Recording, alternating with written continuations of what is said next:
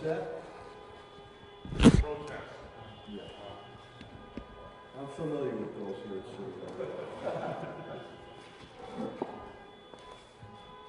First of all, I want to thank Ileana Gutierrez from Elder Affairs.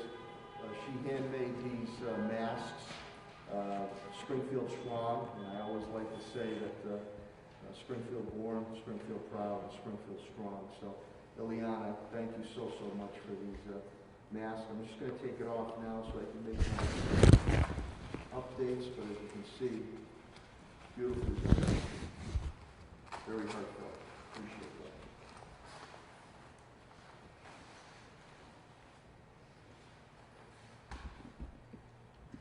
We also, Helen will go into a more distinctiveness on the numbers, but we are now up to 1,180 confirmed cases of COVID-19 coronavirus here in the city of Springfield. To our knowledge, 21 deaths. A lot of those are tied to nursing homes here in Springfield. And God rest their souls, and my sympathies and prayers go out to the families. If someone passes, whether a Springfield resident or not, but they're in a Springfield nursing home, that goes under the city of Springfield. We continue our meetings, state delegation, which we spoke to via Zoom Friday afternoon. We continue our meetings with Congressman Neal on Tuesday mornings, and we continue our meetings with our city council on Thursday late morning. I'd also like to thank Pastor and Father Robert White of my church, our parish, Our Lady of Mount Carmel Church, sent a wonderful donation from the church of $1,000. He indicated he heard my plea for our police and fire departments for PPEs and sent a wonderful donation of $1,000. We appreciate that. The plea is not going on deaf ears, which I appreciate. Anonymous, some more thermal infrared thermometers have come in this weekend, yesterday. I'm hopeful that I'll get my hands on some more this Thursday. So to that anonymous donor, and you know who you are, thank you very, very much for hearing my plea on that. We appreciate that. I also like to give an update on the Prime the Pump, which Director Sheehan, Tim Sheehan, will speak a little more specifically on, but that's another second phase grant, $500,000, and I'm hopeful that we'll have some announcements coming out as early as today. We feel that we reached a good ratio to help out a number of businesses, but again, with that, you must be open or working remotely and continuing to keep your workforce on payroll. And Director Sheen will speak of the CDBG COVID-19 virus funding that we are putting forth. On the police department, Commissioner Clapp, which will speak a little more on it, but you can show the contrast of what our police department deals with day in and day out.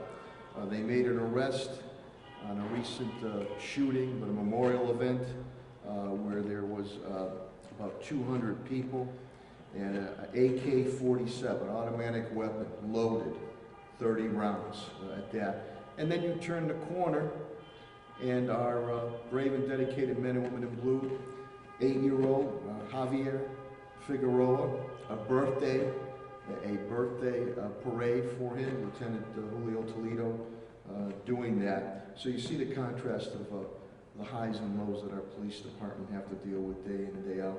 She will speak about some significant arrests being made on dirt bikes, drag racing, and also a 12-year-old who was involved with a use of a gun, believe it or not. Thursday, I'll give you a little tease. Thursday, we will do a first time ever, a sort of virtual graduation of our police academy, and Commissioner Clapp will get into that. Late last week, we started discussions with my cabinet heads, and specifically Helen Carlton Harris, my Health and Human Services Commissioner, and Pat Sullivan, my Director of Parks and Facilities, about the reopening at the appropriate time of City Hall and public buildings, to try to get to a sense of normalcy, but it will not be the old normalcy. You will see at the appropriate time that egresses, entrances, and exits will be very, very limited. We are currently taking temperatures at all our facilities. Every morning when I come in, a temperature has to be taken. That's to protect and preserve our workforce. Hand sanitizing posts you will see. You'll also see masks, plastic face guards, plastic gloves, plexiglass splash guards, and many of those things will be coming forward. On the business openings, and like you, I'd like to be able to open up yesterday. We are following and heeding the guidance of Governor Baker, waiting for blanket guidance and guidelines so we can get our businesses open as soon as possible, but they must be done, and it must be based upon health, science, and medical aspects. The worst thing we want to do is take a step forward and have a huge surge occur and not being able to handle it and working with our hospitals. That's extremely important. Helen and myself have been working very closely with the governor, specifically Lieutenant Governor Polito, and also with MEMA and COVID-19 Director Tom Magnan, and of course with Dr. Mark Kerouac, the President and CEO of Bay State Health Systems, and Dr. Robert Ruse, the Chief Medical Officer at Mercy Hospital, to testing, to move along this testing, not only for our homeless population, but for the population of Springfield. Prevalence, we'd like to get to 30%. I know Dr. Kerouac will speak about the antibody testing that they're doing. We're also working with Caring Health Center on that for the testing. And I know Dr. Kerouac will mention about the High Street and Carew Street facilities that are expanding their testing aspects. We like to get this done ASAP, and we're going to continue to get as many test kits or test machines that we can, whether from the feds or the state. We'll work with Congressman Neal. This past Friday or Thursday, I believe Helen and I issued strong statements pertaining to wearing masks, especially when you're out in public and going to the stores. Commissioner Helen Carlton Harris did visit some stores. I've been in some stores too. And where Big Y has done a very, very good job. Walmart had sent me a communique that they're following all these guidelines. Well, they're not. They're not doing a good job. And Helen was there, and subsequently health inspectors will be out there. I know they're not open today. Hopefully they heard that message. And also to the CVS's and the Walgreens and the Stop and Shops and other grocery stores. We need partnership here. So we need you to be able to tell your shoppers. Now some have health reasons why they can't. That's understood. That's in our guidelines. But not only for the protection of yourself, but for others. Yeah, and when I'm out and about, I do wear that mask. And you should wear that mask. We all have to be in this together to stop that tide. I think Helen will touch upon a little bit of mental health aspects, or maybe Dr. Kerouac or Dr. Roos. This has been a tremendous wear and tear of tension and stress to each and every one of our families, and how we need to deal with that. Helen will also be announcing a new campaign, Beyond the Walls. It's going to take more than City Hall to defeat this virus, which we will. We need the partnership of neighborhood organizations, nonprofits, and other organizations to partner with us and get the word out. Superintendent Warwick indicates to me, and he'll be speaking briefly on a few subjects. We have served in 17 different sites, including our homeless children, whether in homeless shelters or homeless shelters who are not in the city of Springfield. 382,854 meals have been served. Nearly 400,000 meals have been served.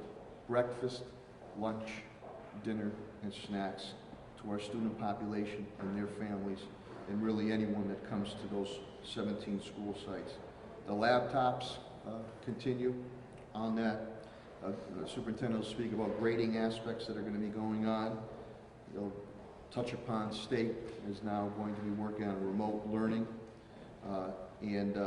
We have a school committee budget meeting we'll do via Zoom Wednesday evening, Dan, and a regular school committee meeting via Zoom Thursday. And then we're exploring what can or cannot be done realistically when it comes to graduation. Dan, the Superintendent Work's looking at different type of aspects on that. Director Signoli at DPW, we are at full strength. The Oasis Food Bank that we're working with and it's being run out of Central High School with DPW helping out and Commissioner Clapprood, Police Department also helping out, John Foley. They have served, it jumped 1,000, 3,309 individual families have been served at that food bank, the Oasis Food Bank. That's a food bank of Western Mass, and Mr. Foley buys a tremendous amount of food for those families and individuals in need. Very orderly done at Central High School, lining up at Smead Arena.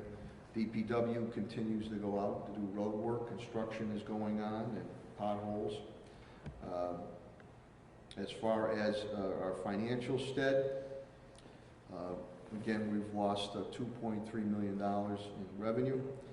We have spent now $4.1 million in lots of schools, laptops, the PPEs, and also continuing to provide for our homeless population, which is extremely important. They're very, very vulnerable. So I know this continues to go on. We're very hopeful that we see a light at the end of the tunnel in the very, very near future. But we still need your partnership. We still need you to do the simple things that might seem very common sense, but to wash your hands, to wear those masks when you're out there, out and about, especially in the store.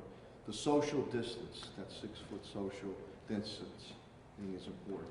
If you don't feel good, stay home. Stay home. And that's extremely important. The other thing, too, is I want to thank, from cabinet heads down to my rank and file, they have done yeoman work. A lot of stuff you'll see is behind the scenes that is being done, but they're here day in and day out to move the city of Springfield forward for each and every one of you. For those who have lost loved ones, again, my deepest sympathy and thoughts and prayers. It's always difficult to lose anybody anytime, but under these situations, it's doubly tough. With that, I'm going to, very happy again to have Dr.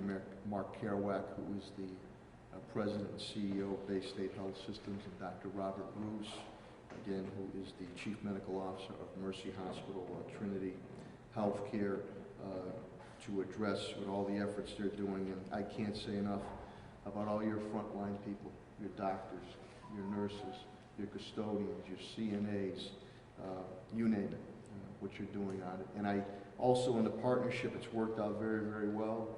I'm knocking on wood now that if a surge was to occur, both hospitals could handle that. And that's, I think, a lot of the precautionary things that we're doing moving forward on it. So without further ado, I will bring up the President and CEO of Bay State Health Systems, Mark Kerouac, and we're also joined by Patrick Leonardo of AMR is also here too. Dr. Kerouac?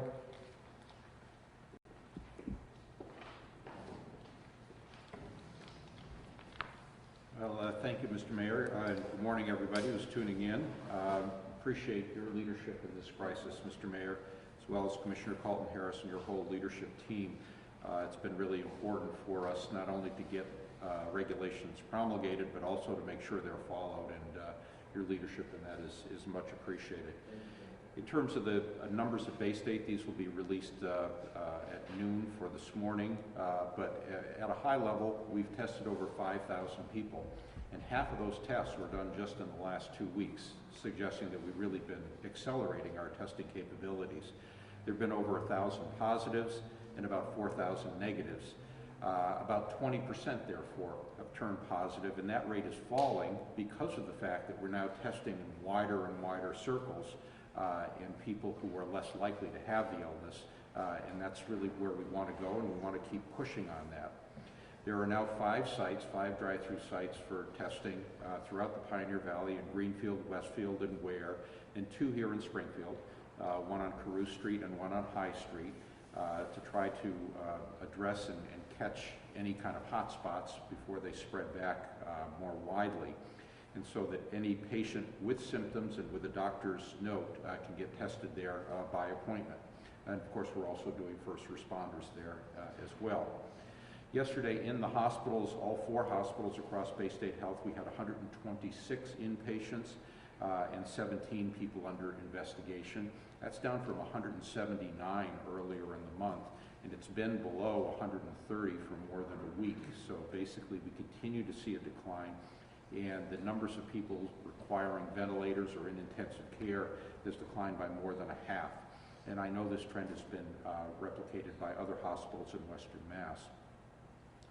When this disease first appeared, we closed down for elective operations and procedures and built out new bed capacity in fear that a surge might happen, but right now we're only using 40% of that capacity, so we feel very comfortable that if a surge came again, we would be ready to expand.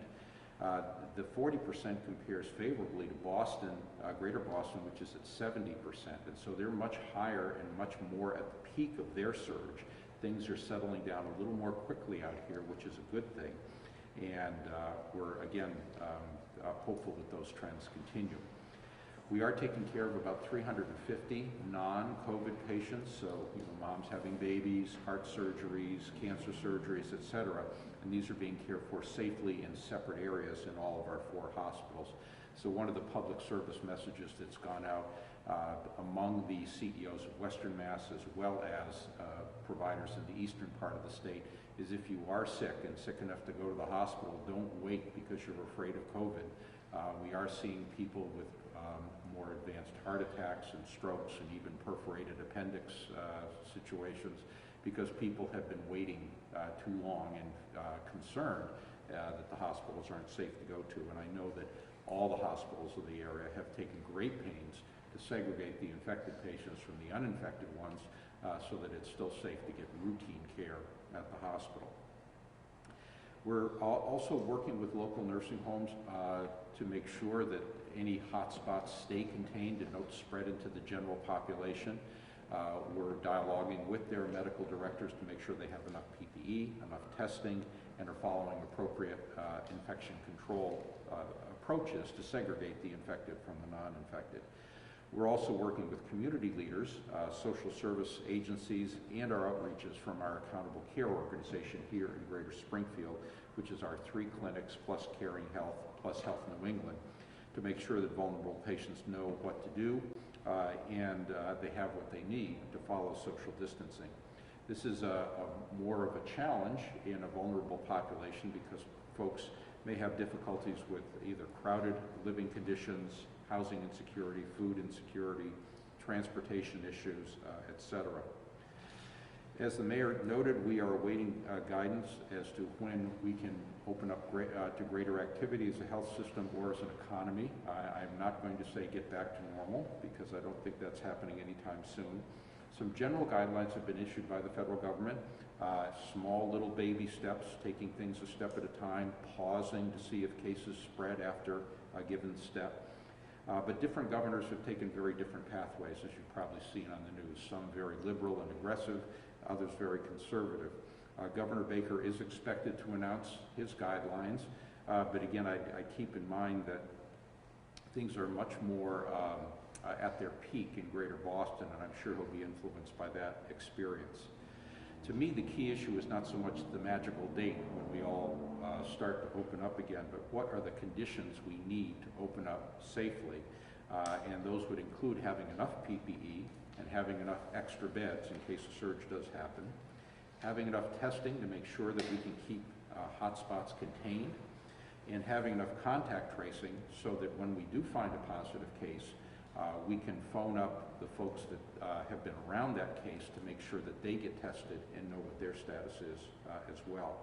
And so we look forward to working with the city and with other local officials to make sure that we can do as much testing as possible and make it as convenient as possible, and hopefully even broaden it beyond what we're doing today. As I said a few moments ago, I really don't expect a return to normal anytime soon.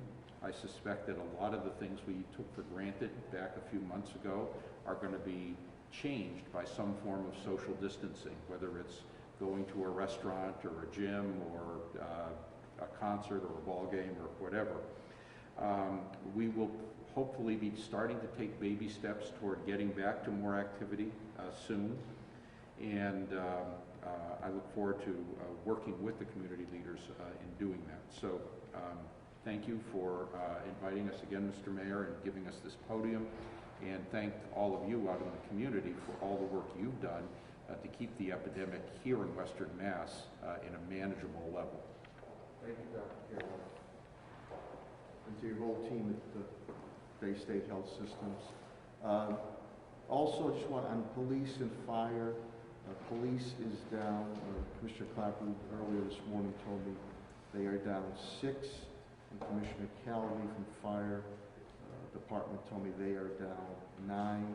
Once again, Dr. Kerouac and Dr. Russo will be available immediately after my city cabinet heads give their updates for any and all questions, so they can get back to their important things that they have to do at their respective hospitals.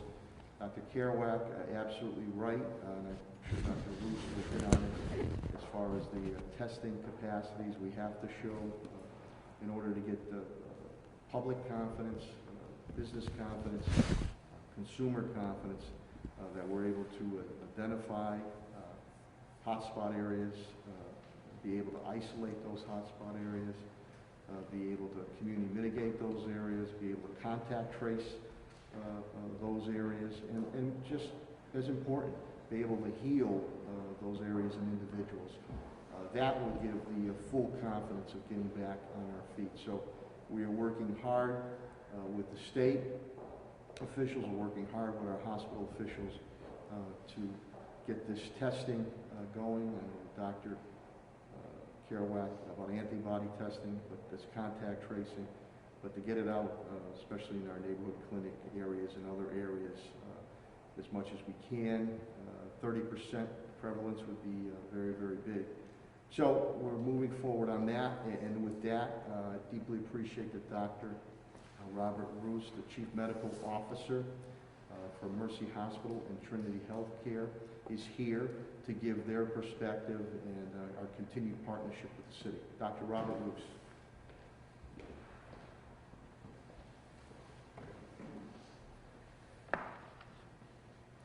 Good morning, everyone, and thank you, Mayor, and all the commissioners for all your continued hard work and leadership as we address this pandemic here in our local community. Last week, I reported the overall sentiment at Mercy Medical Center was one of hope and promise. Hope for a continued slowing of the rate of transmission in our community, and a promise to you and your loved ones that we as a hospital are always ready and prepared to care for your important healthcare needs.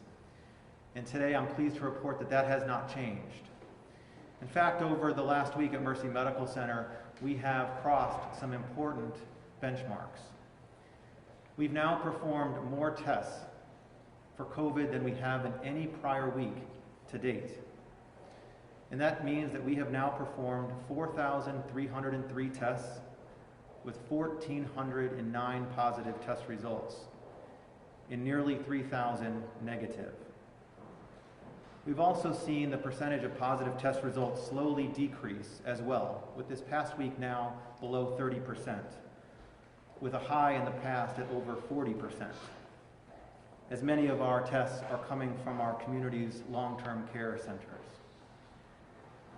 We've also seen the numbers of hospitalizations among suspected and confirmed COVID cases continue to decline over the past 3 weeks. And as of this morning, that number is right around 32, after a high of between 50 and 60 at the beginning of April. In addition, the percentage of patients with confirmed or suspected COVID hospitalized has declined to now below 40% of our total inpatient medical surgical volume. That is not including patients in rehab, patients in behavioral facilities, or women delivering babies in their newborns. And when all of our inpatients are represented, the COVID patients actually now make up less than 20% of our total patients receiving inpatient care. And so this week, our focus at Mercy is not only on the hope and the great stories of recovery that have come with treatment, but it's also on recovery and ensuring the safe and slow resuming of certain types of care in what will become the new normal way of practicing. The World Health Organization describes 3 phases of a global pandemic to inform how we assess risk in a community: the preparedness phase, the response phase, and the recovery phase. The preparedness phase is the time in which, in between pandemics, or just after a threat has emerged, where the plans are made and the resources are coordinated and the restrictions and the guidelines begin to be implemented. This was the work that was ongoing before we ever heard of SARS-CoV-2, but intensified after the first few cases were reported in the Wuhan province of China. And then, as the surveillance continues and the infection spreads like the novel coronavirus did, the pandemic surges is when the response phase comes into place, where health services are expanded, staff are deployed in new areas, and treatments are both developed and delivered. And this has been the focus of all of us over the past several months, with the expansions of testing, with the increases in bed capacity, and with the deployment of innovative strategies to treat COVID-19.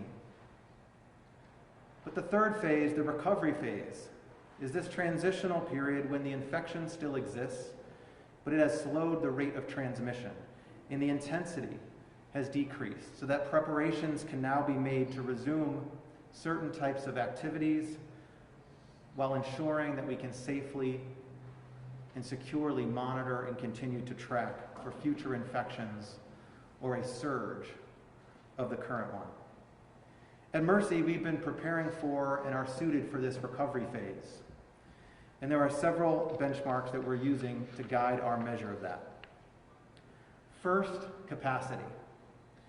We currently do have the capacity to care for both COVID and non-COVID patients, as mentioned.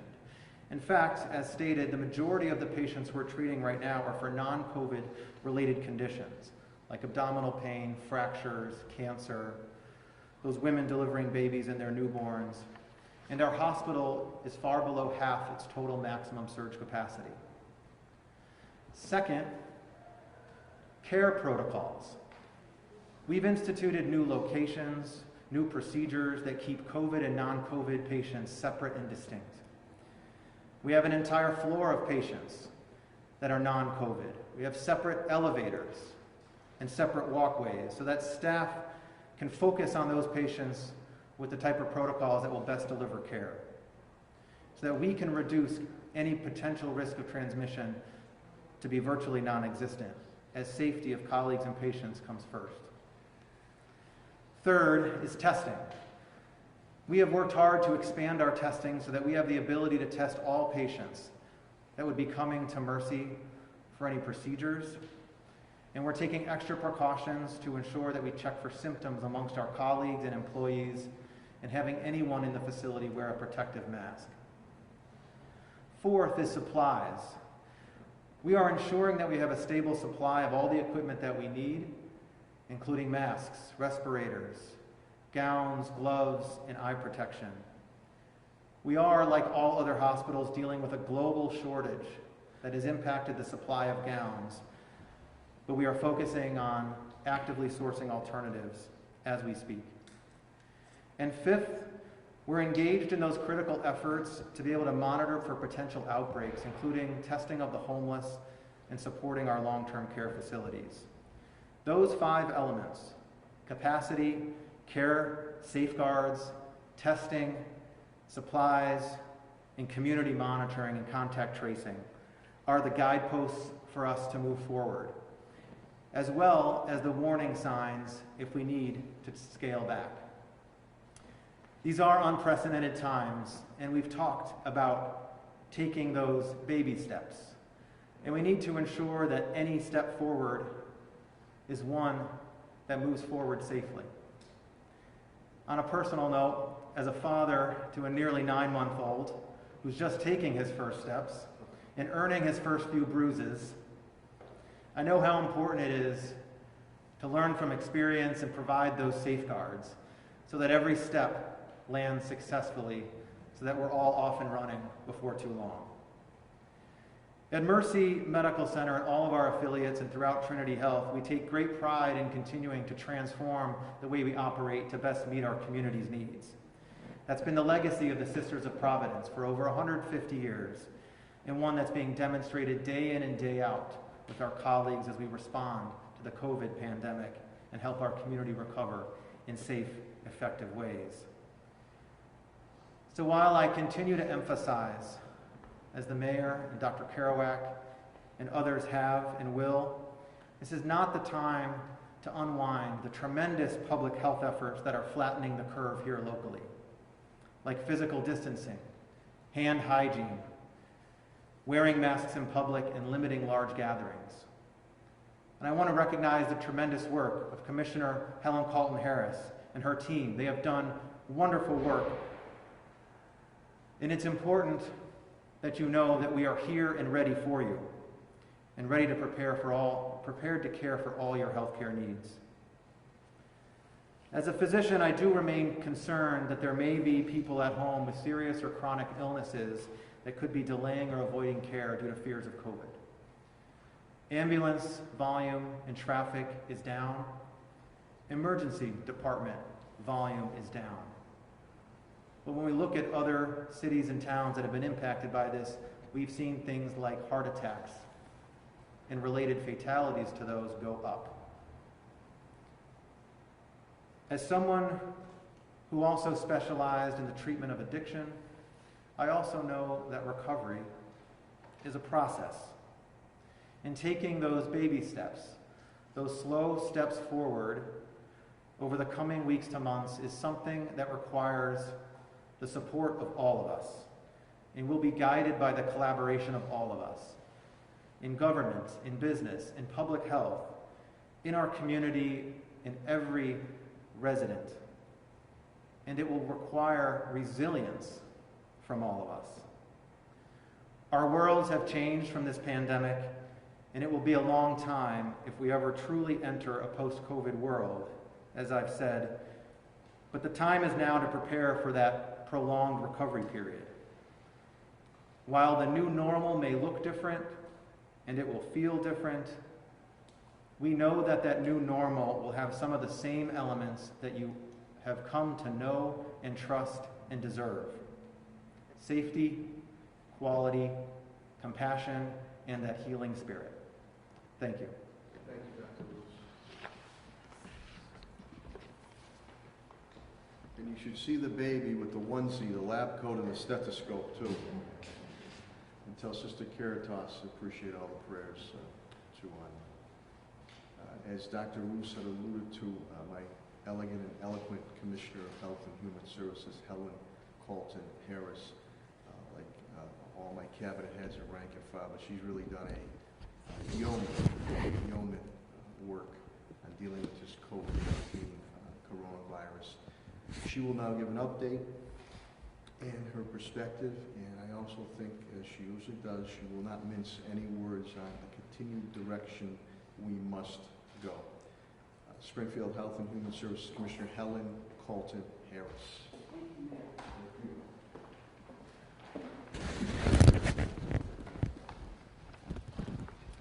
First of all, I want to acknowledge that I'm one of those individuals who has a difficult time breathing in a mask. And I know many of you in the city have reached out to me and expressed the same concerns. But it is critical that when you are in public places, that you do have on a face covering. Let me start by saying how very proud I am to be a resident of the Western region. We have two amazing hospital systems who have both told you that they have capacity. They do not want us to stay home, be ill, and not use our hospitals for services. It is critical that we follow through and take care of all of the parts of our health. Please do that. Please visit your hospital should you need to. Individuals with chronic diseases and underlying health conditions particularly need to make sure that they are doing telehealth with their physicians and visiting the hospital when necessary. In the city of Springfield, in Hampden County, there are 3,229 positive COVID cases.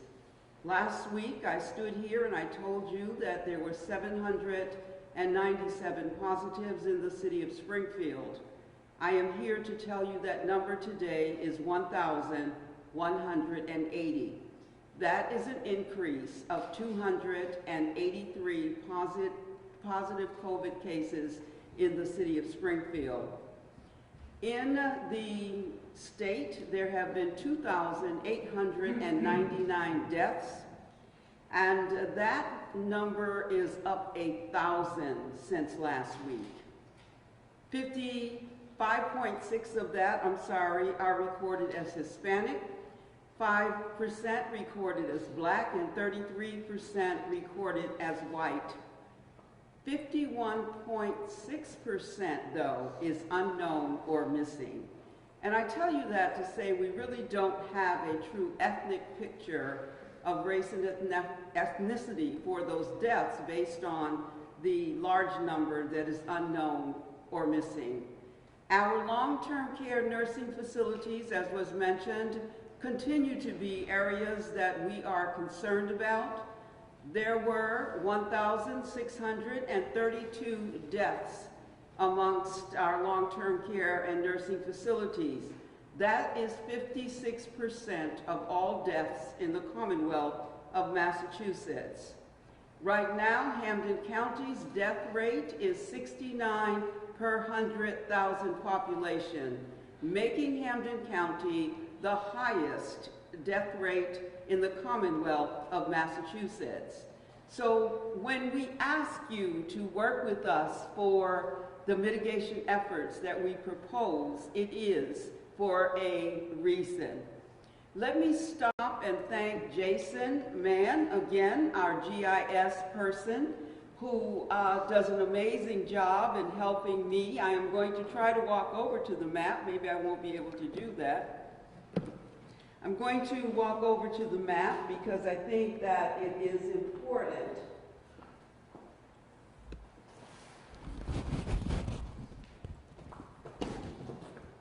Thank you, Mayor.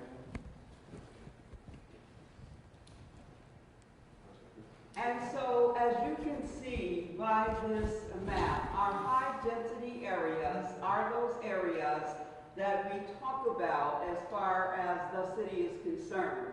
The zip codes, 011, 03, 04, 05, 07, 08, and 09. Those are highly density areas where individuals live and live pretty closely together. And so we recognize that when individuals are close together, social distancing and other factors do come into play. And so we know in these areas we're seeing increases, and also there are long-term care facilities in these areas. But look at what's happening in our outer areas as well. So it's not just these areas that we're concerned about. We're concerned about the entire city of Springfield. Every zip code in the city of Springfield is represented on this map. This virus is really not discriminating geographically in terms of who is being impacted. Where we're seeing the increases is in those high density areas. And we know that communities of color, people who are marginalized, underserved, oftentimes live in some of these neighborhoods. We want to pay specific attention to those individuals and care about their health outcomes. This is important to me as well, and again, thank you to Jason, because what this does is show you that even though our numbers are over 1,000, there are 717 unique places in the city of Springfield where there is a household or individual who is impacted and has a positive COVID-19 test. This is critical to note. That is the combination of all of those dots that you're seeing on the map. So we want to, as a city, acknowledge that we are all in this together and everyone is impacted. I want to talk about homeless testing for a moment, just because we were geared to begin the homeless testing last week. We ran into a barrier, but we do anticipate we will resolve it this week. It is not insurmountable, but we certainly are concerned about our homeless population. So I want to just acknowledge that that is not something that we have forgotten about or take lightly. The mayor and I will continue to work on making sure that we are getting the testing done. I also want to answer a couple of questions that have come over our hotline. One is, where can I get tested? Currently, it's my understanding that there are tests that are being done for individuals who are symptomatic. Asymptomatic individuals or individuals without symptoms right now are not being tested broadly.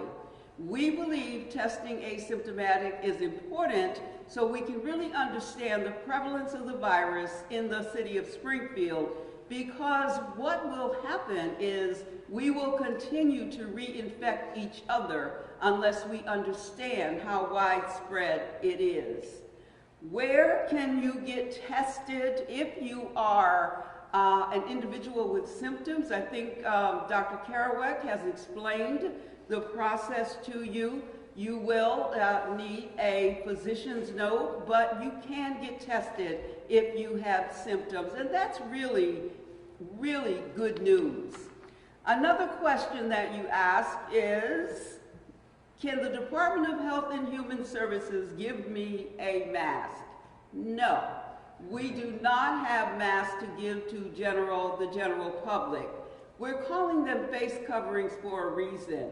You can use bandanas, you can make them yourselves. There are creative things that individuals are doing to use face coverings. Some of them are in this room. And so there are ways that you can make your own, buy your own, and you know, it's just important that you do cover your face. And another question we got, I heard my neighbor has COVID-19. Can you tell me who they are? No. The HIPAA rules dictate that we cannot tell you anyone who is positive. We do give addresses to first responders. They are the individuals who have information. What we did do was do this map and give you some zip codes with no streets, and that was intentional. We don't want to put streets on there. It is important that we give our first responders what they need, but that we protect the confidentiality. We will begin in the city of Springfield, beyond the walls of Springfield City Hall, and it is stop the spread of COVID-19. What we recognize as a municipality is that we cannot do this by ourselves. We are so grateful to those individuals who have stepped up and stepped out. We see them every day, those everyday heroes who are out feeding first responders. They're in their neighborhoods spreading the word. They're giving food to individuals who need it. But we cannot get this message out alone. So we will be asking you to join us. I've heard from, example, Partners for Community Action asked if they could go up and down the streets with a megaphone and just announce the tips around keeping yourself safe, and I thought that was great. So things like that will really help us get beyond the walls of Springfield City Hall and stop the spread. You will hear more about our campaign as time moves forward.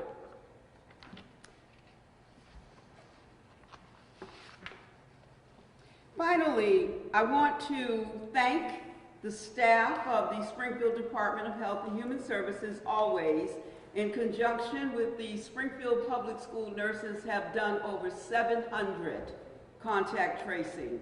We will be working with the state as our numbers have risen to ask them to assist us as well. But we will maintain local control of our process. That's very important. Also, I want to make sure that I am thanking those individuals who are first responders, who are out on the front lines, the grocery store workers, the hospital workers, the individuals who drive the bus. There's so many of them who are doing an amazing job. And so as we move forward, we ask you to continue to help us with our mitigation and response plans. One last thing. Cabin fever, mental health.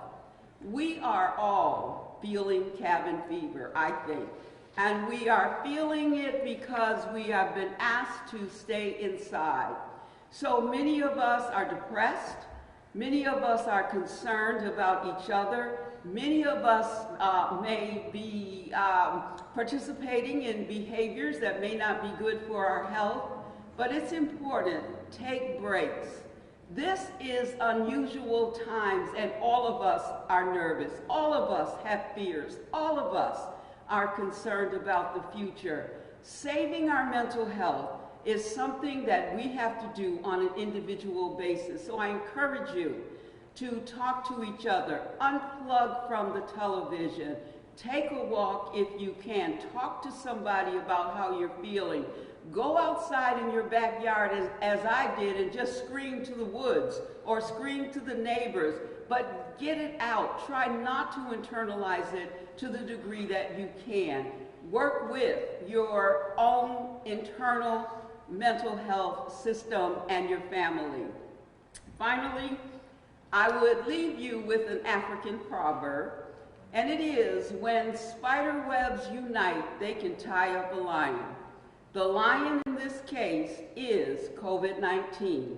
We are the spider webs. If we do our job, if we do those things around social distancing, washing your hands, wearing a face covering, covering your mouth when you sneeze, if we do that, we can tie up this lion, COVID-19. Thank you.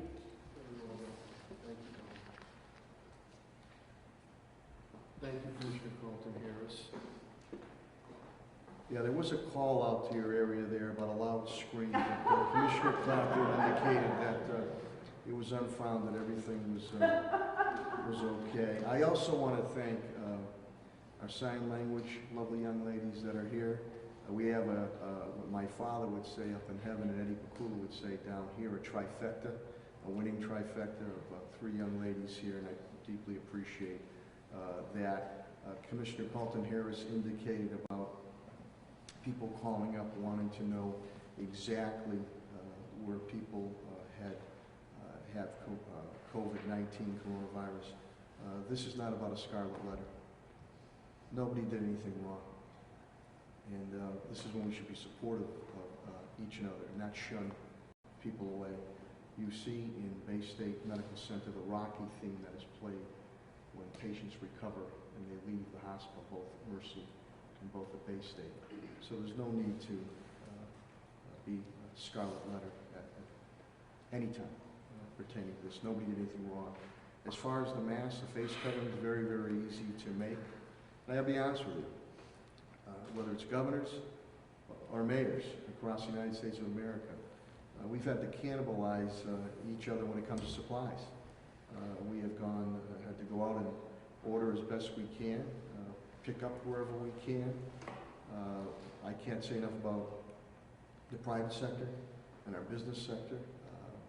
When I made that call, so maybe 2 weeks ago, donations are still coming in.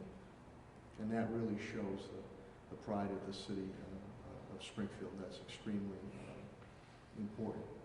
And speaking of the pride of the city of Springfield, the pride of blue, I will now bring up our Police Commissioner, Cheryl Clapper, and she will give you an update pertaining to our police department's continued activities to keep each and every one of you safe and sound. Police Commissioner Cheryl Clapper. Thank you, Mayor. Good morning. The police department, as of today, we're down 6 due to the COVID virus. 14 of my officers who at one point tested positive are back to work and back in our workforce. We were busy. We stay busy. Last week alone, Monday, we made an arrest on a traffic stop of a man with a gun. This person had been arrested in Chicopee in January by Mass State with a gun also, so he was out on gun charges. Tuesday afternoon, we made an arrest of Eddie Banks, wanted for murder in Brooklyn, New York. He's going to be extradited back. Thursday morning, we arrested a subject for an attempted armed robbery with a gun. He also has prior firearm charges on his record, and Saturday, being the nice day, we were very busy. About 200 individuals gathered. They were marching in memoriam for the College Street murder victim, and the memorial was taking place near Cottage Street and Cadwell Drive. They were being moved along as a group in unison, and the officers, led by Lieutenant Brian Bellevue, Lieutenant Ariel Toledo, Lieutenant Julio Toledo, took notice of 2 subjects acting differently and suspiciously, and they located a 30-round loaded AK-47 after conducting the traffic stop with them at Bay and Roosevelt. Again, since March 23rd, 12 illegal firearms have been seized in the city, and most of these firearms are of high capacity. Saturday, we also got calls of a large group of people who were riding around on dirt bikes, illegal dirt bikes, ATVs, and they were stopped at one point on Allen Street. We did make an arrest of a subject on an ATV, and that dirt bike, and that was seized, along with the dirt bike was seized. We also continue to participate in as many celebrations as possible. It's good for the officers, it's good for the community, it's a good way to make friends with everybody and let people know that we care. We're doing the good things as well as doing our jobs. We participated in a couple of birthday parades. Again, this afternoon at 3, we hope to participate in a celebration of a healthcare worker who has defeated COVID-19.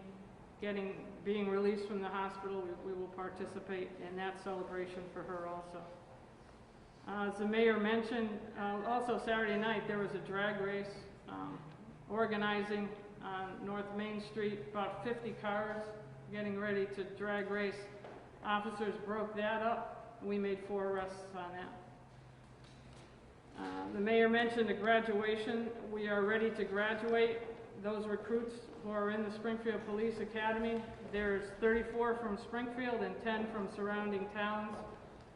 We're working on a location, and we hope to do it virtually, 2 groups, maybe stream it live on Focus Springfield and also do it live on Facebook so that their family and friends can see the graduation. It's something to be proud of. They have been in the academy since December 2nd, so they will be coming out Thursday. Other than that, Mr. Mayor, we continue to serve and stay busy, and we thank you for your support. Thank you. Thank you, and men and women in blue, and I also want to give a shout out and thanks to all our media members. that are here in Focus Springfield for your partnership. It's important that we get this information out to show what we're doing to deal with the challenge, how we're going to give you updated information, how we're going to beat this thing, and just as important, to share good news too. That's extremely important. And speaking of good news, Commissioner Bernard B.J. Calvi, Commissioner Springfield Fire Department, done a tremendous job with the brave and dedicated firefighters. So he'll now come up and give you an update. Springfield Fire Commissioner B.J. Calvi. Thank you, Mayor. Good morning, everybody. The weekly update from the fire department is as follows. We currently have 9 members out. 2 of these members have tested positive.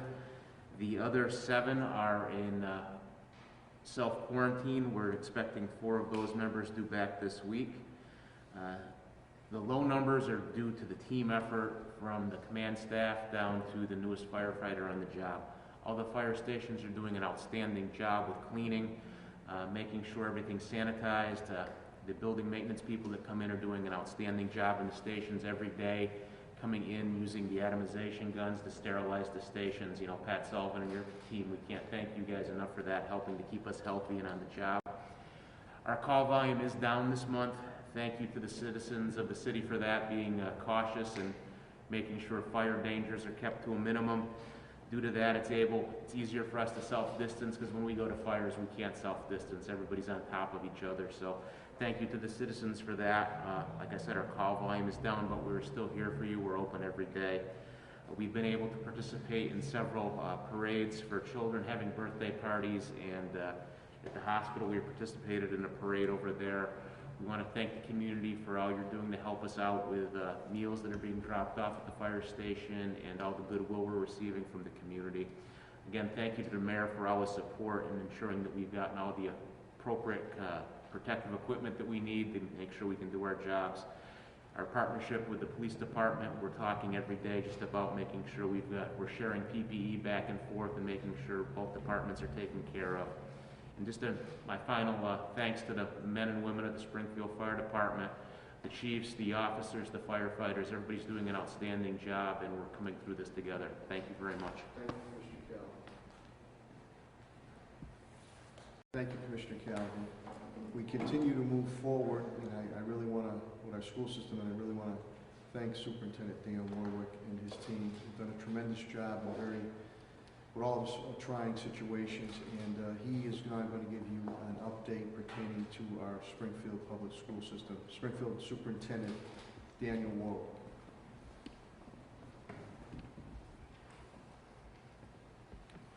Thank you, Mayor.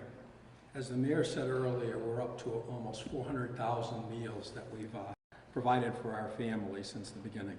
We have 17 locations throughout the city. We're doing breakfast, lunch, dinner, and a snack for every family every day. And on Fridays, we hand out the meals for the weekends. We've also added all the homeless shelters, so we're delivering to our kids in the city and out of the city, but still part of the public schools, in the homeless shelters to expand those services. Now that we know we're out of school for the rest of the year, the state has added guidance, and we're going to be expanding our remote learning plan. So we'll be working with our staffs in the schools to hit the power standards in the curriculum so the kids will be ready for next year when they come back. Laptops, we have laptops still available at all the schools. Any parent who didn't access that opportunity, and we've distributed 17,000 already, can contact their school, and there'll be a laptop for them, either for pickup or we can arrange a delivery for the laptops. We're working now on fourth quarter grading. We intend to grade students using a credit, no credit, which is a different grading system for this last quarter, but to make sure that families are engaged, kids are engaged, and we're actually going to give kids feedback on their work and put a credit, no credit policy forward to school committee on grading. So that's our update as of now. Thanks.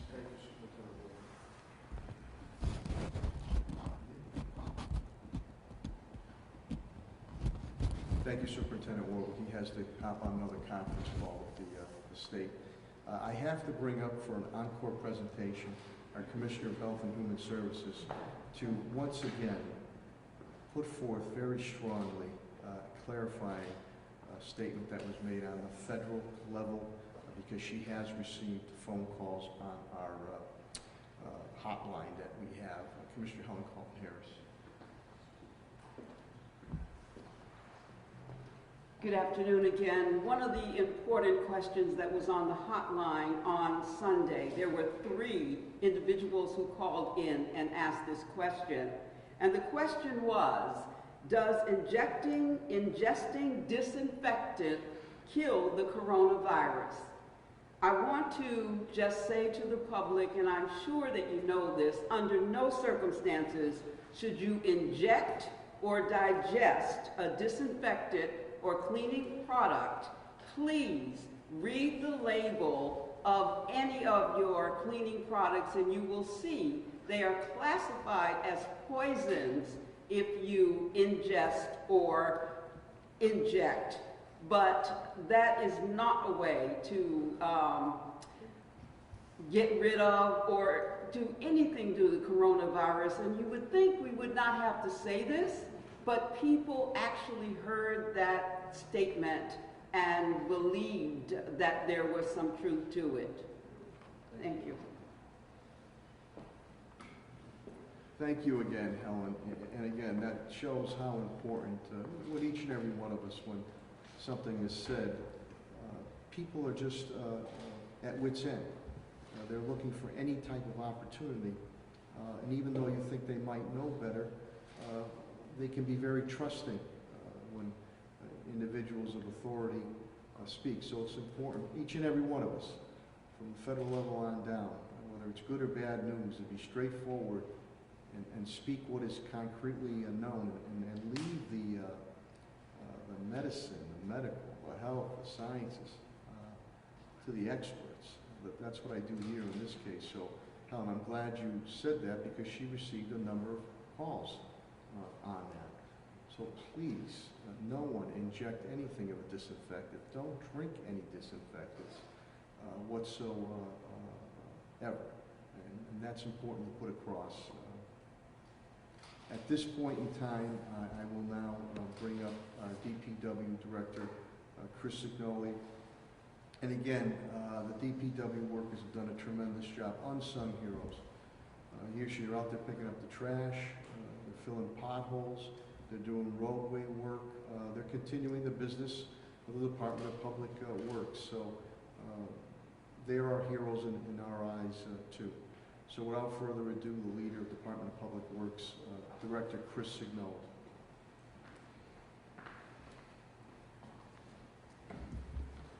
Mayor, thank you. At this time, the DPW department does not have any personnel issues with regard to the COVID.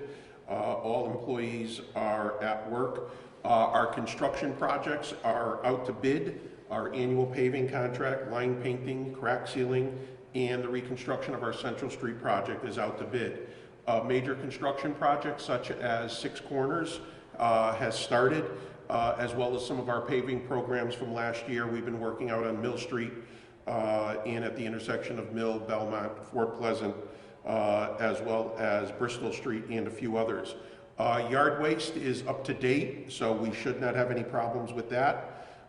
Trash and recycling has been going fine. In the spirit of what Helen was talking about, we've received a lot of questions when we have had to tag a barrel that had illegal material in there. No, we will not come out and take that material out. The homeowner has to come and take that material out, and we will come back and get it. So if that's the case, take the proper material out or the illegal material out, and we will come back and pick up the trash and/or recycling. We've had a few issues with contractors working in the street without a permit.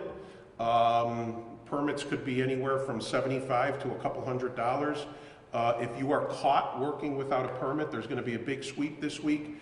Your license will be pulled, and you will not be able to do any work this year. So trying to save $100 could cost you hundreds of thousands of dollars in the city of Springfield. So we're going to make sure that that does not happen. Lastly, there is a scheduled household hazardous waste day for next Saturday, not this coming Saturday, but the next Saturday. As of now, that is on. Residents will just be able to show up, open up their trunks. It is performed by a contractor of the city, not by the DPW. If there is any change in that and you have an appointment, you'll be notified directly. But as of right now, that is planned to happen. If there is any change in that, obviously we will let you know right away. Other than that, Mayor, we are very good. Thank you. Thank you, Director Signoli. Thanks, Director Signoli. Thanks, Chris. Just to let you know, too, it was a great day Saturday, and I noticed in my walking around the neighborhood after getting updates, doing paperwork, people are doing yard work. Just be reminded, again, we still do curbside pickup, but that curbside pickup for your yard work or those leaf bags must occur on the same day of your recycling. So, you know, we're going to have inclement weather and rain, and if you could keep those bags or that yard waste sheltered somehow or keep it out of the elements until it's your recycling day. So I know some will call, they didn't pick up my yard waste. Well, if it's not recycling, you're not going to be picking up your yard waste. We appreciate you keeping your property nice and clean, very much so. Again, as I always say, Springfield's in the business of being in business and making sure that whether large or small businesses continue to thrive even in these challenging times. This is our second phase. We were one of the first, I think we were the first out of Western Mass, one of the first in the state to put out literally $750,000, first for our restaurant fund and now for our small business fund. And Chief Development Officer Tim Sheen and his squad have done a great job. We believe we might have some announcements as early as today, and he tells me the ratio breakdown is pretty good.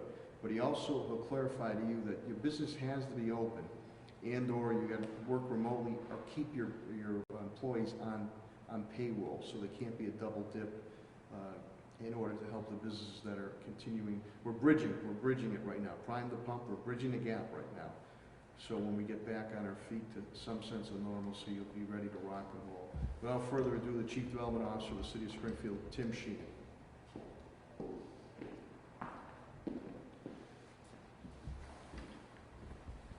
Thank you, Mayor. Just to give an update on the restaurant round, which was our first round, virtually all of the recipients have advanced to contract, and the majority of recipients have received their first grant check. As the Mayor indicated, we are in the second grant round that was open to small businesses. We advanced into this round with the understanding that we were going to award 2 businesses that remained open or those that were operating in a remote status but maintained their payroll. We are in the process of confirming some information with regards to the applications that we received, and hopefully we'll get that information back this morning. And as the Mayor indicated, we're hopeful that we'll be able to make an announcement as to the recipients of those grants later this afternoon, if not first thing tomorrow morning. The other focus of my department is ultimately dealing with the money that was awarded to the city from the CARES Act. Roughly $3.5 million in formula-based grants were provided to the city. We're in the process of advancing that money through the approval process. Some of the funding requires public hearings. You might be seeing some of that. We are trying to get through that process as quickly as possible. HUD has actually reduced the notice requirement down to 5 days in terms of conducting the public hearing and having the notice provisions. We're trying to advance that as quickly as possible so that we can get the much needed money out the door. The focus of that money is basically for public services to deal with issues that have been COVID related, also to deal with housing issues that have come up with regards to COVID need, and then finally there's a significant component that will be dealing with additional assistance to small business. Thank you, Mayor.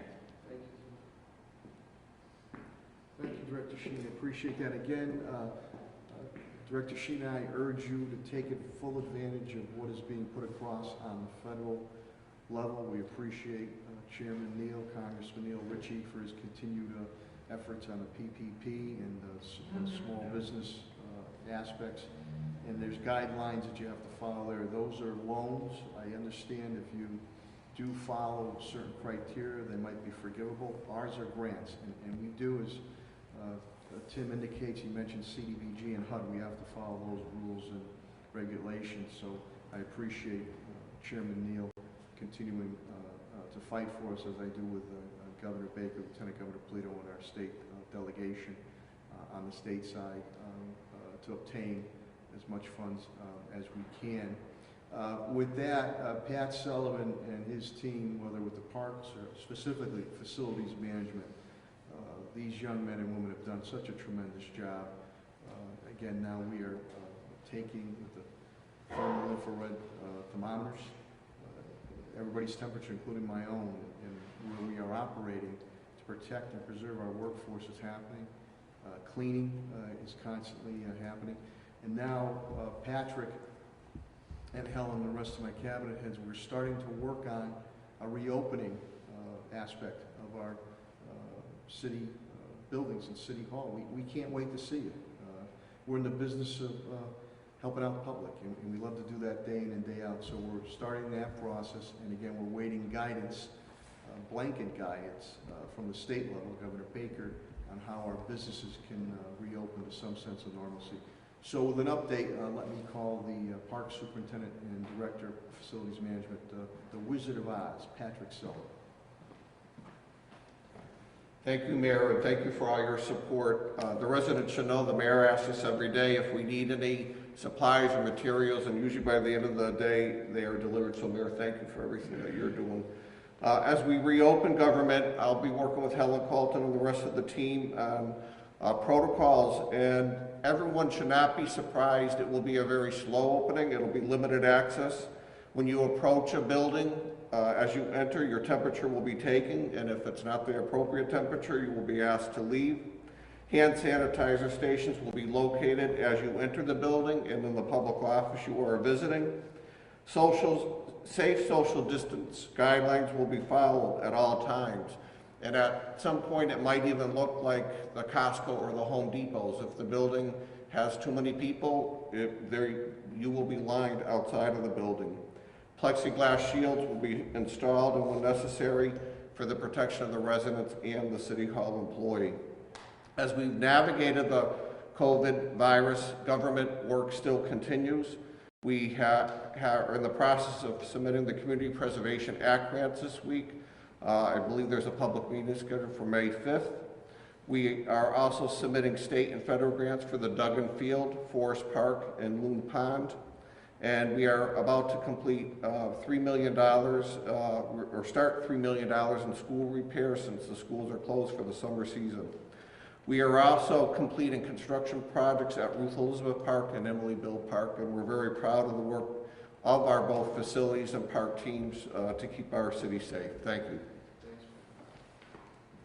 Thank you, Director Sullivan. I know that my CAFO, TJ Plant, and Lindsay, the award-winning Finance Division, 12th year in a row, winning that governmental award from Independent Look on it. Again, we have spent, we've lost about $2.3 billion in revenue. We've spent about 4.1 or 4.6 in expenses. We are working with GP Strategies, again, JP Strategies, Josh Norman, who was very helpful to us, Rensselaer, during the tornado days to make sure we track every dime, and I'll fight, as I did before, to retrieve every dime we can from the federal or state level for the residents and business community of the city of Springfield. So I don't know if TJ has any other updates. If not, on the legal, thank you, Billy, on the legal aspects, or HR and labor director, Attorney Bill Mahoney is here, and my solicitor Ed Pakula is here if they have any updates at all.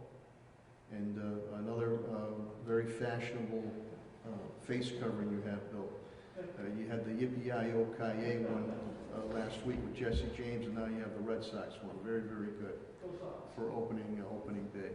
So with that, again, I'm so deeply appreciative that Dr. Kerouac and Dr. Roos take the time to be here every Monday morning at 10:15. And we will continue this to tell you how we're defeating this challenge and maybe tell you some good news too. I know they have to get back.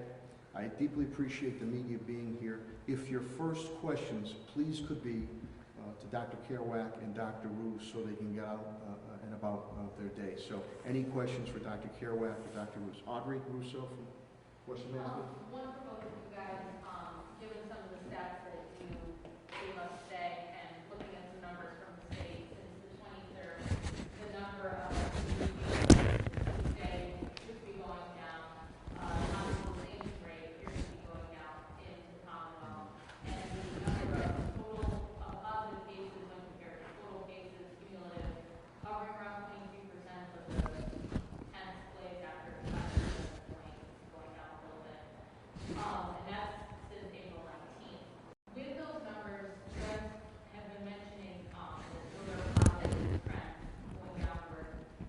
How much longer until we feel like we're at a place to reopen? I'm sure the governor's been in contact with you guys. Have you been to these positive numbers and noted how long it's going to be until reopening? Ultimately, the governor calls the tune, and whether or not he treats Western Mass differently from Eastern Mass is really going to be up to him. In terms of the number of days, think of the number of days somebody stays in quarantine before a new case comes up. So the federal guidelines have suggested that you let 14 days go by, and you'd like to see a steady downward trend for 14 days in terms of either new cases or hospitalized cases or some combination. The governors are allowed certain discretion in terms of which numbers they pick to track. But every time that I've seen an interval suggested, it's been in about the 14-day range. I'm guessing that, here in Western Mass, we feel we've kind of hit that 14-day run rate, but Eastern Mass has not. And so whether or not the governor treats us separately versus as part of a bigger state is at his discretion. There are different governors that have done it each different way. And I guess just to follow up to that, when you say steady downward, that can even be like by as low as a fraction of a percentage point. Is there like a margin of error, I guess? Yeah, I'm looking at, I look at hospitalized cases as probably being the most reliable indicator of overall disease burden in the whole region. Because of the fact that we've tested more and more, all of a sudden, we're finding a lot more cases. The question is, would those same cases have been there if we had tested, or would those same numbers have been there if we had tested 2 weeks ago? That's an open question. I think probably yes. So to me, the criteria that we use to admit somebody to the hospital or put them on a ventilator, that really hasn't changed that much. And so the fact that those numbers are going down, to me, is a reliable indicator of overall disease burden. Not to say that it's not still spreading and not to say that we're through the woods, but I think the overall amount of disease burden is declining in the West. Yeah, so I would agree. And one of the great areas of collaboration over the past 2 months have been all the hospitals being able to compare what our experiences have been on a daily basis, and we all share that same experience. So we have seen the peak of hospitalized cases in our hospitals in that first week of April. I think we all share that peak was right around between the 6th to the 9th of April, and then have seen that slowly decrease. From a hospital operations perspective, the other sort of benchmarks that we are looking at is that percentage of COVID patients amongst the entire hospital population. And now we've gone below 40% and approaching 30% when we look at our medical surge volume, which means that we have great capacity to take care of other patients. And one follow-up just for you, Dr. Wilson, because I didn't catch it the first time. You noted a statistic of 32%, and I didn't catch what that 32% is in reference to. So let me just rephrase that. The 32 that I think I referenced earlier was the number of confirmed or suspected COVID patients in the hospital, which represents less than 40% of our current medical surgical inpatient volume. When we factor in all of our inpatients, including mothers having babies, rehab patients, and behavioral patients, it's actually less than 20% of our total hospital volume. Can you talk about your testing capacity? I know you said you've opened the 2 drive-through sites now, but are you talking about what that means in terms of testing capacity? What Sure. Is it, and do you have adequate supplies of swabs and reagents and We are testing over 400 a day, tests being performed. It's roughly 80 per site. The site at High Street is below that because it just got started late last week. Currently, we are not short of any of those critical materials, but from my standpoint, we could be doing way more testing, as Commissioner Carlton Harris said. We'd like to be able to test, asymptomatic patients who would, walk in or whatever. You'd have a much better epidemiologic handle. We've really restricted testing because of the limitations of our machines and test kits. I'd love to double, triple, or even more the number of that we're doing, and we're pushing to do that and working with the city as one of our strategies there. So what's standing in the way of doing that kind of testing? I think that this is a brand new test. Some parts of the test are cumbersome. Compare it to say a strep test or a flu test, which is quick and can be done in any doctor's office. This is a test that looks at the genetic material of the virus, and it's collected by a long, skinny swab passed back through your nose to the back of your throat. And so because that's uncomfortable for some people, we need to gear up somebody in personal protective equipment. I know both Mercy and Bay State are looking at the possibility of swabbing the throat rather than the back of the nose. And we're all anxious to see a different kind of test come out that doesn't require us to look for the genetic material of the virus, but rather look for an antigen, which is a protein on the virus, which can turn around more quickly and more simply. So all of these things, because this is such a new disease, all these things factor in. We're kind of waiting for things that would accelerate our ability to do more and more testing, because we know from a simple numbers and containment game, we ought to be doing 5 to 10 times as much testing as we're currently doing today, not only in Western Mass, but as a country. Somebody mentioned antibody testing. Are you doing any antibody testing? We have not. No. We haven't. It's just gotten started, and again, this reflects the newness of the problem. There are 80 or 90 different vendors of antibody tests, and you need to really pick and choose to make sure that you're going to get reliable supply, but also accurate results. And we're working right now to make sure that we're going to pick the right one for the long run. That's going to be helpful in terms of the contact tracing, because if you go into a situation and try to trace contacts after people have recovered, they're not going to have virus there anymore, but they will have the antibody. And those tests have to be FDA approved. And has any antibody test been FDA Yes, approved? yes. There are other cities. Yeah, there are other cities in the country. Yeah, I think New York's doing it, right? And I think both Boston and Worcester. So we're a little behind our friends in the central and eastern part of the state, but not too behind. We expect in a week or two we'll be up and running. I suspect you guys will. I think that's similar. I think the real caution that we have regarding antibody testing is ensuring that the test characteristics, the sensitivity and specificity of those tests are at a level that is going to give us the most accurate results. You can run into a very concerning situation if those characteristics are not. And if you are testing a population that has a low prevalence rate, and you don't have a high specificity and sensitivity, you can generate a very high false positive rate, which would give a very concerning impression to the public. So we are being cautious in terms of evaluating when those tests are ready, and then we'll take those steps when they're available. Any other questions, Dr. Caroline? You both said that your numbers include cases that are unknown or under investigation. So that's kind of two-part. A, what does that actually mean? And B, what is your turnaround for testing? I imagine that if you have a rather quick test, then it shouldn't remain unknown for fairly long. I think that's exactly right. I mean, these are people who often would be admitted in the early hours of the morning, and they have the swabs done, they've been sent off to the lab, and it takes several hours for them to come back. So they're still in that unknown status. But the same numbers we report, and for us it's roughly like a dozen people every day. They're not the same dozen day after day. It's a different group. So we can usually be assured that I rely a lot on the numbers the state puts out, which I realize it took a couple of days to weigh to a certain extent on what's there, but those numbers that are the difference, because they group them together, I suspected, and there's not really going to be a huge change necessarily. There might be an odd person who's not actually positive that might be coming off of that, as well as just waiting for the next day for the test to actually come back? Yeah, there are rare people for whom the results are equivocal, but most of those we are advised to consider them as positive. But most of the time, it's just a waiting of delay issue. I think that's right. Because we're representing results at a given point in time. There's always going to be a few tests that are still pending, and those persons are still under investigation. For us this morning, out of those 32, that's just 4. And then when those test results come back, they will be either positive or negative. I think as the state's data takes both into consideration, you could consider that now that testing has become more regular, that the trend would follow, even if the numbers may change by a few here or there.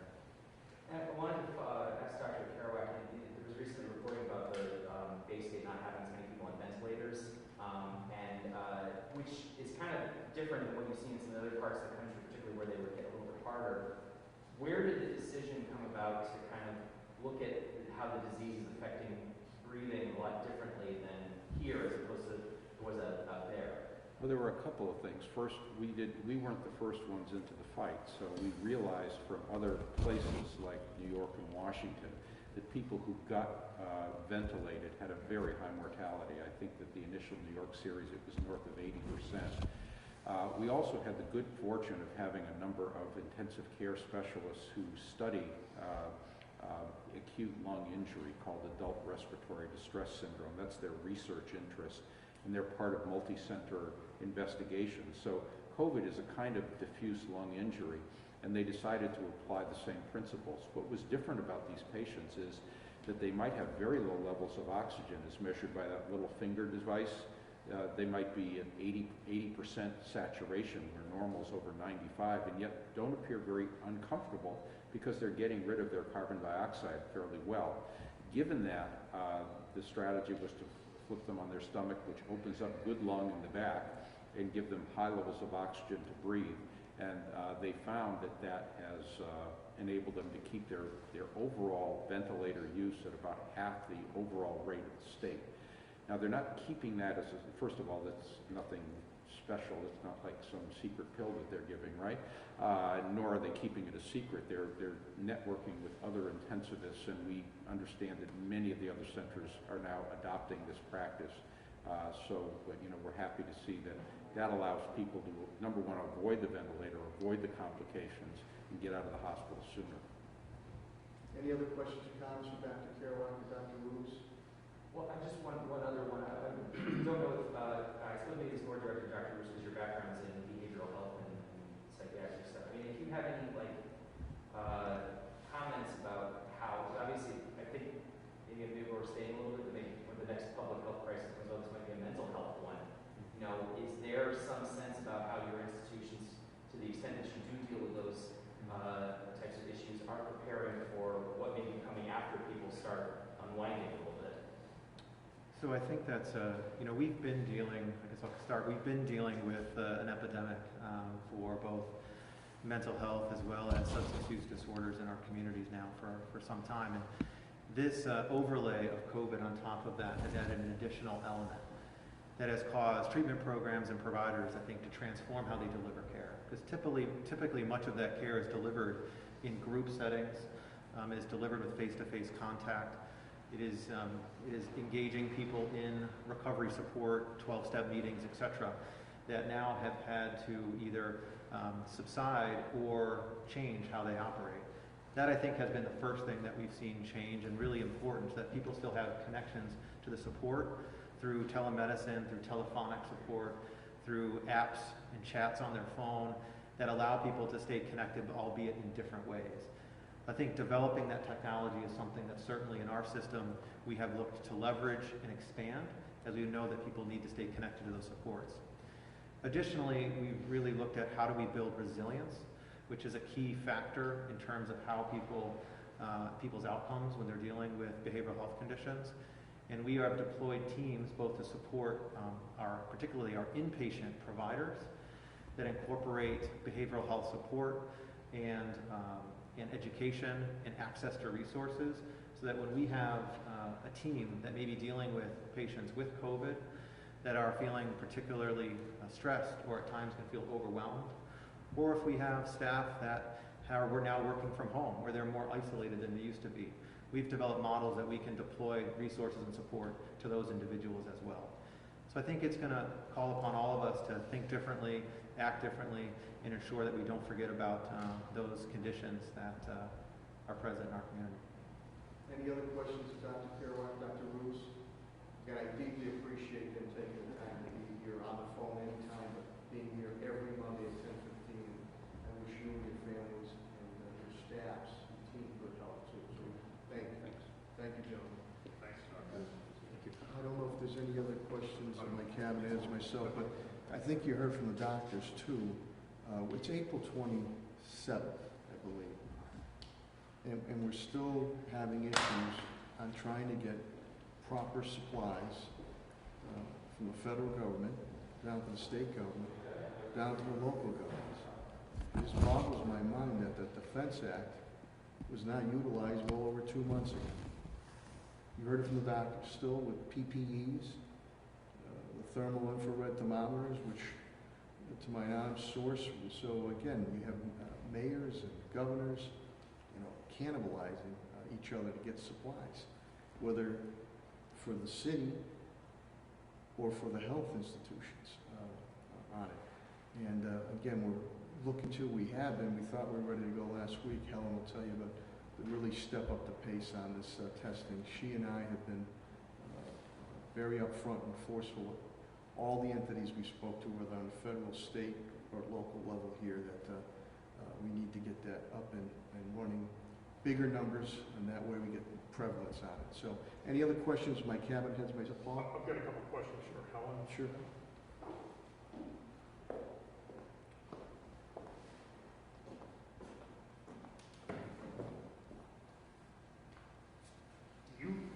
You said that on the question of contact tracing, when the state starts this big program that they've announced on May 1st with a 1,000-person call center, how is that going to work with the city's program? You said you're going to maintain local control, so can you explain how the entities are going to work together? Sure.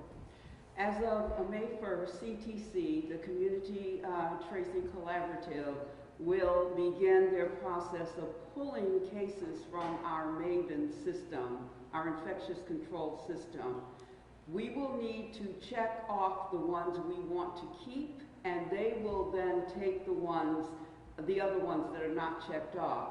We know right now it's the opposite. So May 1st, they're going to grab all of the cases unless we say that we want to keep them. I anticipate that we will keep cases based on our ability. We have 2 nurses from Bay State Health helping us. We have 3 to 4 nurses, Springfield Public Schools, and internal staff of about 3 to 4 individuals. So we will keep a good number of those cases, but we will also have some go to the CTC.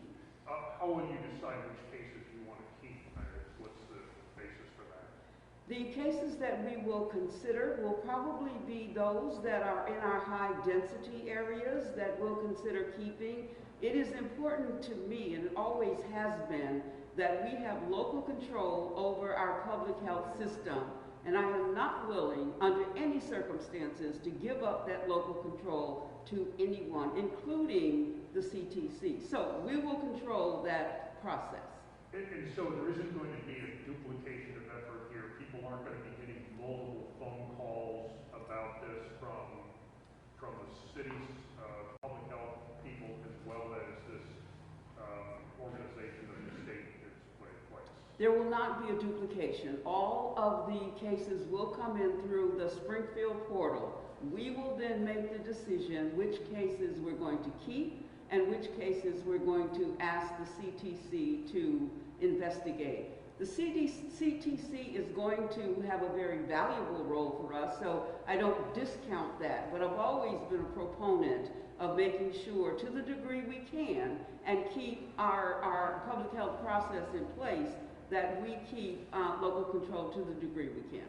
You just speak in general terms about why testing and contact tracing is so important in getting us back to some degree of normalcy. Sure. So contact tracing is, just by definition, our ability, there is a source. That is the infected person. that infected person has contacts with individuals. And so we talk to the infected person and we say, who have you been in contact with for over an hour and perhaps less than 6 feet? So we're looking for time frames.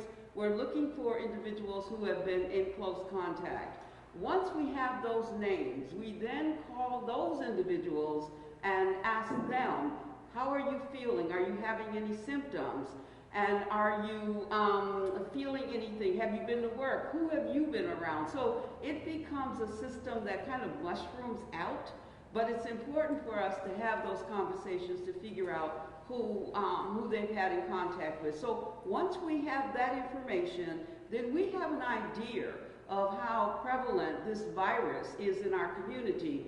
There are two things. The individual who is the source or the infected person is isolated. We want them away from sick people. The quarantine comes in for individuals who have been around the source.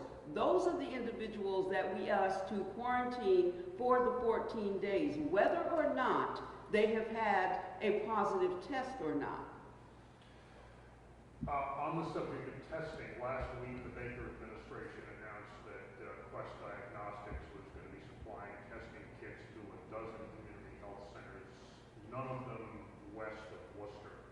And I know there's been some discussions with the administration since then, so is there a community health center in western Massachusetts, in Springfield, that is going to be part of this testing now? The Commonwealth did reach out to Caring Health Center, which is a 330 health center in the South End. And so they are asking them to come on as a testing site. And so we anticipate that that will happen. The mayor did call the governor's office once we understood the disparity as we knew it at that time. And shortly after that, we did get the information that Caring Health Center was coming online.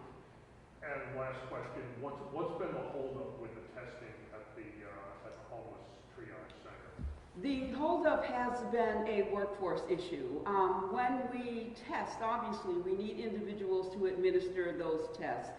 There has been an internal workforce issue with one of the partners that we use to do testing. And so we're excited that that's going to be resolved. We're also looking at other avenues of creating testing capacity for those populations that we feel are very important to be able to test and kind of rule out or make sure that how prevalent is this virus in that particular population. And right now we're talking about our homeless population. So you didn't have the staff that could do this? What was the workforce issue? The workforce issue is that COVID-19 brings a set of obvious health concerns for individuals who need to do this kind of testing. Some may be PPE. It could be that it's going to be done at a different work site. For example, our testing we'd like to have done at our tent. And so our tent is not a part of anyone's brick and mortar system. And so there would have to be the opportunity to be able to have those individuals go into the tent. That is outside of a normal work environment for some of our partners, and so that needs to be cleared. So it was a labor issue? That's correct. Organized labor issue? That's correct. Okay. But you said it's been resolved? No, I did not say it's been resolved. I said we are working to resolve the issue, and I anticipate either today or tomorrow I'll be able to make an announcement that we have brought either another partner on board, or we have our current partner is able to do the level of testing that we'd like to have done. Okay. Just to clarify that, when you say, is the labor issue within your partner, i.e. not the city, or is it in-house within the city itself? Not within the city. It is not within the city of Springfield. It's with one of our partner agencies. Following up on some of the testing, if at the moment people who are asymptomatic cannot be tested, is there any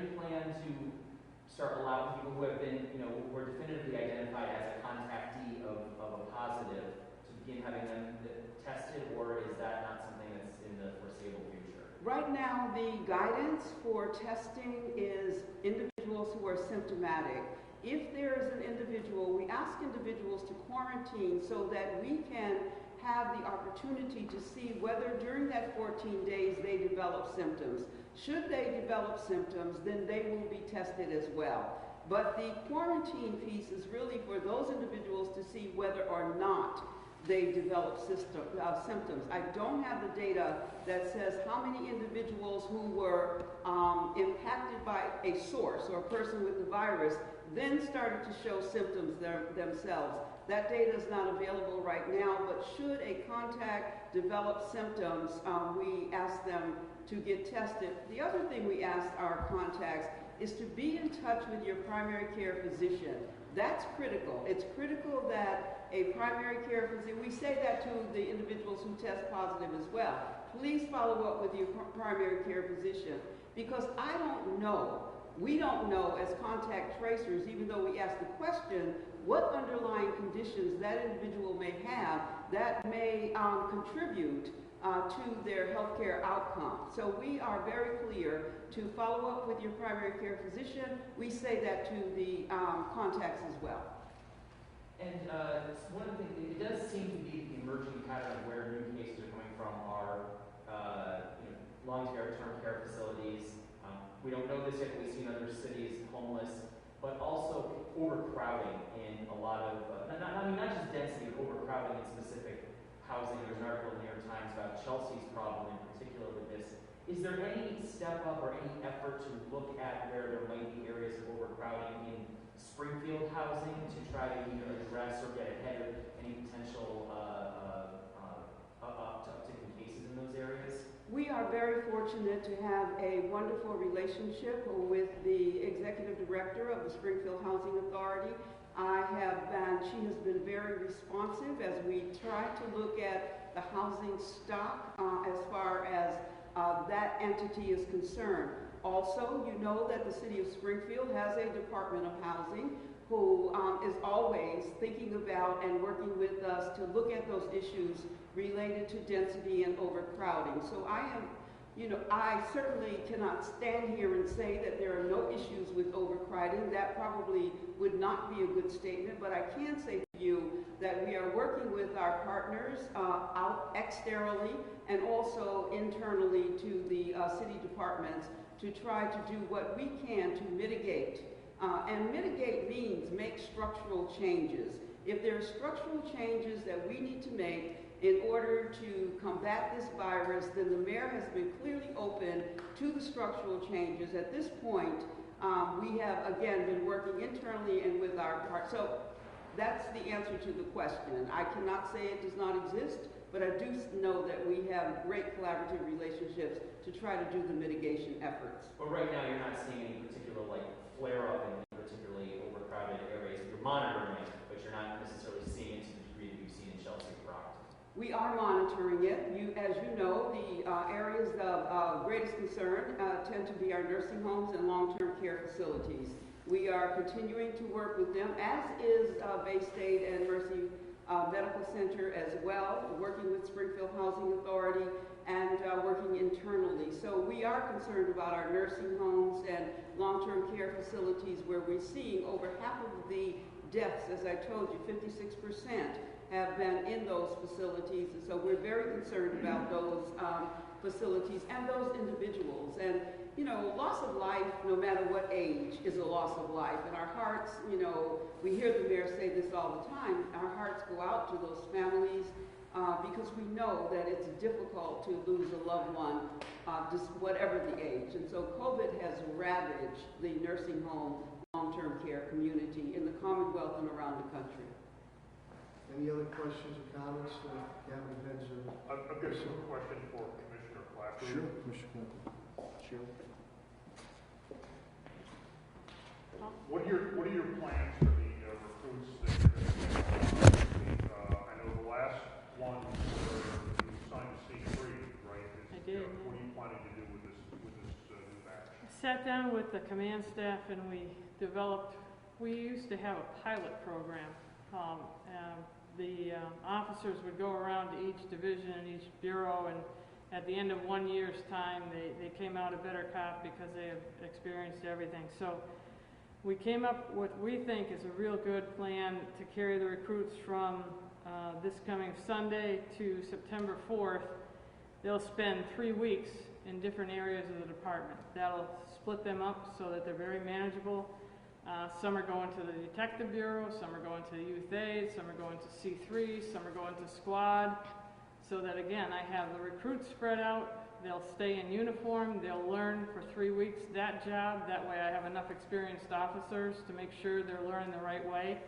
I have said it before, one of the biggest attributes in policing is experience.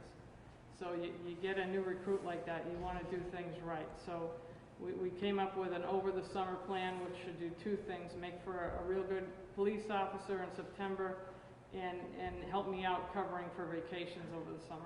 How will your, leaving the ones who are on illness aside, assuming they'll come back, how will this impact your staffing levels, having this class of recruits? This will definitely help me, but I've had so many retirements. They're coming in all the time, and some of my people who were sick long-term are about ready to retire on those injuries. So when all is said and done, come next fall, if I can't get another class in, I'll be down another 30, and that's just through retirements. And last question, when are you starting to use the body cameras? They're starting to train with the body cameras, I believe, 2 weeks. They're in, we're getting the policy set up, a place for people to review the footage to make sure everything is done right. So you'll start to see officers with body cameras third week in May. Thank you. You're welcome. Thank you, Commissioner. Any other questions or comments? Questions for Pat Sullivan, actually. Sure. Director Sullivan?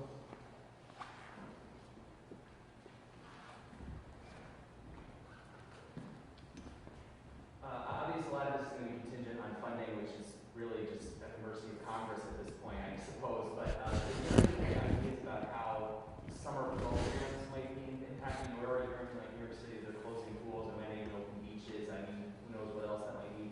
Has there been any discussion or about how that might be affecting Springfield? Are you, where are you on that? Yeah, we are reviewing that. We're watching it very closely. And again, the science and what's happening locally in Springfield will dictate those decisions. So I would say over the next month, we'll have a clear direction of how the summer will be shaping up for Springfield. Is there any thought of like closing similar facilities for the summer, or is that really? Again, it depends. It depends how the virus is operating in this area. We'll be working closely with our health department, the mayor, and just seeing what's happening across the Commonwealth. Thanks, Pat. Any other questions or comments? Okay, hearing none, I really thank each and every one of you and the media for getting the word out. And I want to thank the residents and the business community for their understanding, their patience, and their cooperation. As we have done with these past challenges of natural and man-made disasters, we're going to let you know what has occurred. We're going to let you know what we're going to do about it. And just as importantly, we're going to get through this, the sign of hope, together as one and for the better. If anything else should arise, we will send notice out, whether it is written or verbally or another press conference, whether it's another challenge or good news. As always, we will be back here every Monday at 10:15 and we will defeat this COVID-19 coronavirus with my dedicated and hardworking cabinet heads, and a big thanks out to the rank and file, and Dr. Kerouac, the President and CEO of Bay State Health Systems, and Dr. Robert Bruce, the Chief Medical Officer for Mercy Hospital Trinity Healthcare. Again, to the sign language specialists, the lovely young ladies, the trifecta, thank you very much for being here. And to the media again, thanks for being here. Thanks for getting the word out to each and every one of our residents and business community. So we start to see some light at the end of the tunnel. Helen and I want to do much, much, much more testing, and we have made that diplomatically, aggressively, strongly put forward to the federal level and the state level. And then we're working on, in the very near future, we're hopeful with Pat Sullivan and Director Helen